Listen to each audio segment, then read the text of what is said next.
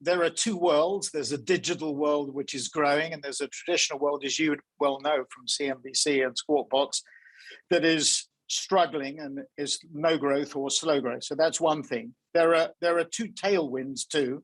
One is the GDP growth that we've seen through the fiscal and monetary stimulus. That tapers out, I think taper being the right word, towards the end of 22 and into 23. But the other tailwind, which is the digital transformation tailwind, continues.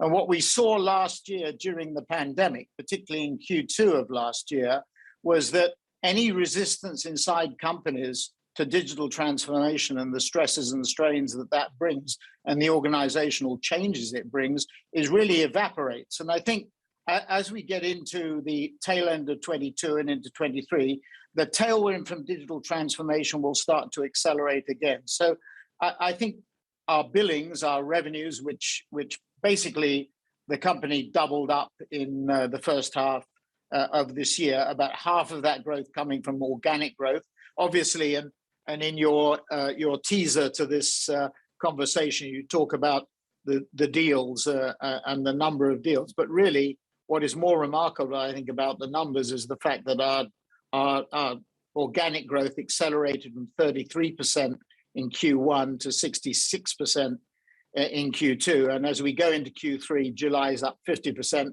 This time last year in July, we were up 18%. So the two-year stack is 68%, and the two-year stack for the first half, that's the first half of the year, is 75%. So whilst the holding companies struggled to get any growth over 2 years, digital companies such as ours are growing at 60 or 70%.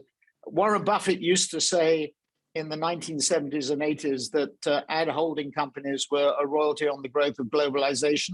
S4, by luck or judgment, is a royalty on the growth of digital transformation. And that's going to continue, Jeff, beyond the tapering that we'll see. And of course, the tax increases that we began to see in the UK economy last week, but the tax increases that will come in most of the Western economies to pay for quite rightly, for the pandemic investment that was made.